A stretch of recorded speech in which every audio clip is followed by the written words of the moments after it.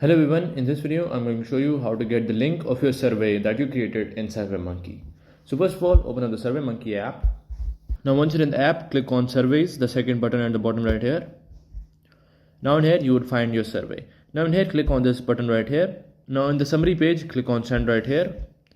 And now at the top you will have the survey link. Just click on it and in here click on copy link. And after that you can send the link to anyone you want. So that is how you can get the link of your survey that you created in SurveyMonkey. Hello everyone, in this video I'm going to show you how to copy the link of your survey in SurveyMonkey. Now once you're at the home page and have created your survey, click on the three dots right here and in here click on preview survey. Now after that click on next right here. Now after that you would be at this interface right here. Now in here scroll down and select the first one right here. Now in here click on share a survey link. Now in here just simply copy this link, and after the link has been copied you can send it to anyone you want. For example, I'm just going to open a new tab, just paste in this link, click on enter, and it would take me to the survey that I just created.